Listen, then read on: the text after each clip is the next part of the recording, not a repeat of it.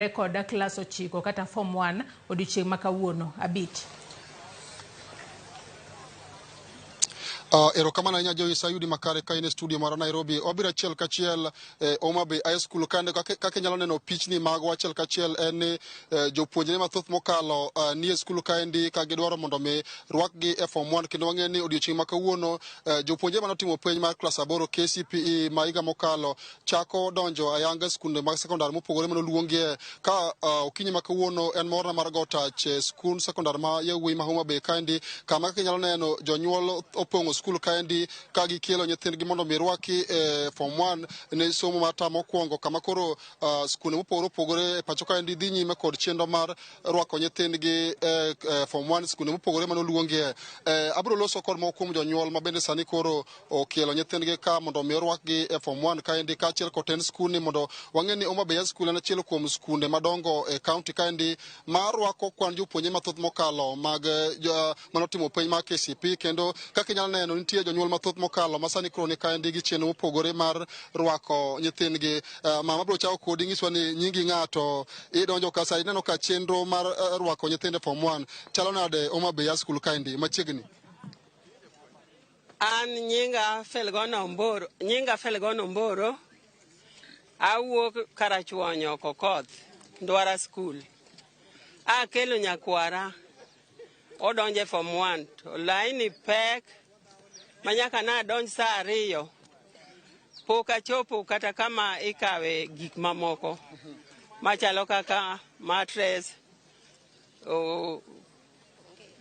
blankets pok achopo kata kuno. Laini pek man koro abedo mana mos aria tienda nikech onge kaka achung' aketo mana joma ochung' na line mana kamano.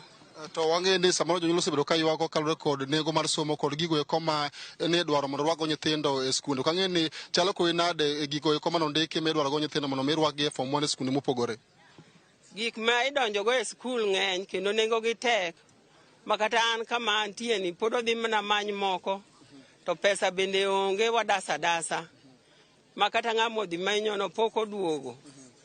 Ok wang'eyo ni bende odhi biro gi gigo duto te.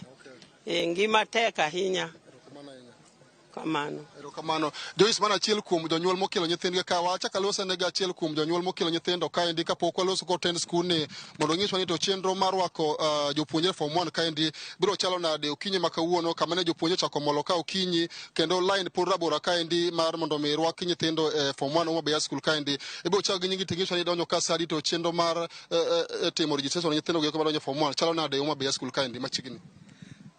Erokamano. An Senior Assistant Chief Alfred Otieno Sodo mawuok Kobola Kogwang North Sub Location, East Kanyada Location, Homa Bay County. Chopo ka gimoro around saa 2 but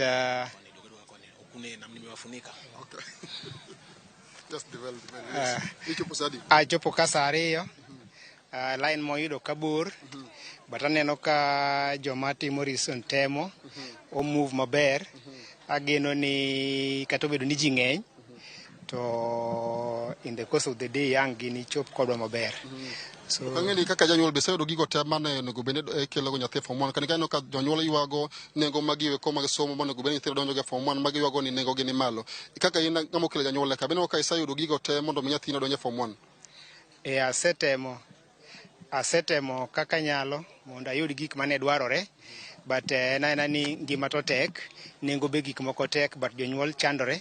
Aneno ka majority mag jonyuol nigi gik madwarore monego be nigi bedogo kata monego be nigi biro kaka requirements. So piny to tek jonyuol ywagore but gitemo kaka ginyalo mondo nyithindo donje skul kaka owinjore. Joyce kapok aweyi dhi nyime kod twak e studio ka an mor mar bedo kod jalup principal e skul ma Homa Bay skul kaendi ma odaloso godo kalwa kod chenro mar rwako jopuonjre form 1 e skul kae madhi nyime. Mwalimu biro chako nyingi tinyiswa ni chenro chalo nade waneno ka jonyuol opong'o ka kendo line bor mokalo ere chenro muketo maneno ni jonyuol masani koro kelo nyithindgi kaendi ka ngichopo dhiambo to do ka giserwako nyithindgi e skul kama kobedo kod chochni moro amora kalwa kod line maneno ka bor mokalo e skul kaendi. Gi nyinga Ilungani Apollo Doyabot. I'm one of the deputy principals mar the school I'm in charge of boarding. Ne kawacho kaka wase receive nyithindo wasebedo gi requests mang'eny. Government nomiyowa 530 to requests are around 720. Total we expect around 1,200. And we are still receiving more requests, although one overwhelming facilities. We are just praying we'll be able to sustain the number, mabiro. Koro, what I can say is that we started the process very early in the morning. We started from 6. The parents started streaming in from Sapagachiel, and we received them well. We arranged for them the field. We have several tents, and we started assisting them from around 5. And up to now, we have so far seen a huge number. We are expecting that today we may receive around 800 students. The admission process will go on from today, Tuesday, Wednesday, up to Friday, the way the government scheduled. Yes. Molimo kapo kawe mo dhi nyime kor chen marwako nyithindo. Oseneno ka nitiere samero rwako nyithindo ka nitie jopuonjre moko mabira bila gel werke nono kal record samoro chan manigi nie ute. Oseneno ka nitie moko madhi kata gi box maonge gimoro amora mokete iye. Moko mabiro gel werke nono mana barua mono luonge chama gitingo. Nyaka no chak chenro mar rwako nyithindo kaende. Be kes makamano oseneno Homa Bay School ka nyaka no chak chenro no gokinyi. Nyaka nwachaki waseneno some cases nyithindo mobiro gi uniform kende gi a few items, but we have referred them ni ng'iane gik ma ginyalo yudo. Then they come back because the admission process is still up to Friday. Some of them have gone back, and actually they are convinced that they can team up even from the village, from the teachers, from their relatives, so that they get a few items. But I know by Friday, we will see those very needy cases. We'll see what to do about them. Okay. Erokamano Joyce Duor mane wan achiel kachiel kod japuonj maduong' Homa Bay School kande kod moko kuom jonyuol ka winjo ka gilero chenro mar gin go mar rwako nyithindo skul kande mano chakore kogwen ma kawuono kendo nyaka sani en gima biro dhi nyime nyaka odhiambo kendo kunyo ka japuonj wacho ni joma ni mangima gibiro dhi nyime kod chenro mar rwako jopuonjre man chokel Homa Bay School kande kendo wabiro dhi nyime kod luwo chenro ni ndi ma dhi nyime kod neno ni jopuonjre mopogore odonje form 1 kalwe kod luong mano luongi go de skul mopogore bang' kane gisetimo penj mar klas 10 kod klas 8 manotim higa mokalo. Kok kamano tabro we dhi nyime kod twak moro ka wanto pod wadhi nyime kod luwo weche manyien mamoko ka moting'o nyaka wach mar rwako jopuonjre form 1 masani kodhi nyime e skunde mopogore e kaunti ma Homa Bay kandi Joyce.